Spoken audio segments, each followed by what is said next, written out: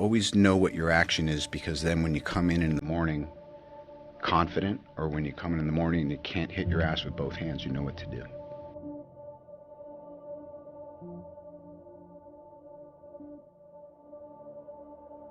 Just boil down what it is you're doing, whether there's a camera around or just what am I doing today. Today I'm showing up and I'm trying to be honest and also to listen and learn. I think part of the reason I'm still so interested, not just in life, but also, you know, getting to do what I do, is I'm a fan. I love movies. I love creativity. I love music. I love culture. And the fact that I actually have a place in it while I'm observing it and digging it is like, it's an honor.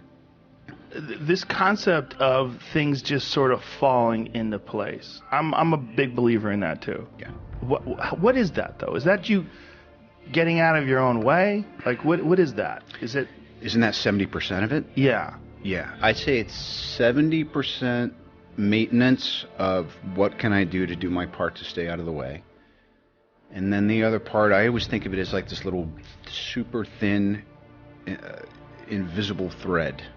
But you can feel the tug, and you just you have to be really gentle, and you have to pause when agitated, and you have to go for it when you're like, there's 4 walls in here, which one has the map behind it? It's that one. And you knock down the wall and it's there, you know. Half the stuff that I've been able to do right in my creative life are principles that I learned on the mat with my Sifu. Guard your center. Keep your eye on the lead elbow.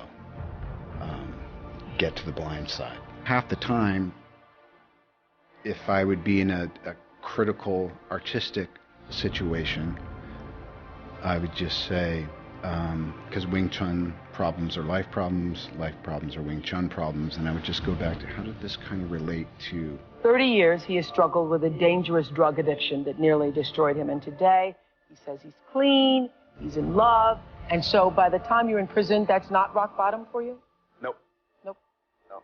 It coincided with my recovery. Oh. And the two things just somehow or other seemed to lock in. When it locked in with this, it was an apprenticeship. And it was an apprenticeship that was contingent on me being in a certain headspace.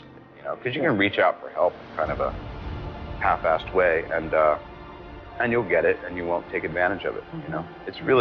It's not that difficult to overcome these seemingly ghastly problems. What's hard is to decide.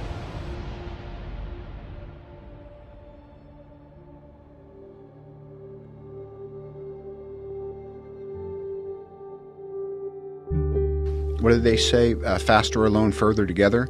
How can you possibly hope to stop me? Like the old man said, together. Sometimes you can only think about further because you gotta get downfield. Other times you're thinking, hey, this is my moment to run, and I need a little help and a little approval, and I need a little leeway. But that's any creative endeavor. It's easy to embrace hopelessness when things seem insurmountable. It's actually just a matter of time until all of the elements come together for things to be all right. I mean, I believe that, you know, most difficult situations will resolve themselves if you are persistent and if you don't give up entirely. And that's what I never did. I never gave up. I ran those 6 or 8 lines I had 1,000 times, lying in bed over and over and over and over and over and over and over and over again. It was one little mosaic after the next, and it was a piece of work I was doing. And I cared about doing it as professionally and as honestly as I could. At this point in my life and being, you know, kind of middle-aged and all that, well, I know I'm going to fly around the world and I'm going to sell some soap. And I know I have a new project, and I know I've just retired my jersey on this 12-year journey I've been on. And how do I want to start? And it came up, how would you like it? I go, yes, that's exactly what I'm going to do. I'm going to go have the Joe Rogan experience and kick off this year and this season and this new chapter by doing what I love, which is an interview as we're looking at each other, and there's a give and take. I went to rehab, but I stayed in the same room that Robert Downey Jr. stayed in. He became my idol because of Iron Man and what he did with his career. I made him my mentor without him even knowing about it. He wrote on a corkboard in McCallum Hall, "I am here with you all." Where is your heart? It's easy to believe that things are gathering momentum and going into a negative place. I mean, I think human nature can tend to be a little bit critical of itself. Sometimes you just got to go, yeah, I effed up. I just took full advantage of it. I mean, even though it wasn't the end of my struggle, I made the best use of that time that I could, because they say if you don't do the time will do you. You earn 8 cents an hour?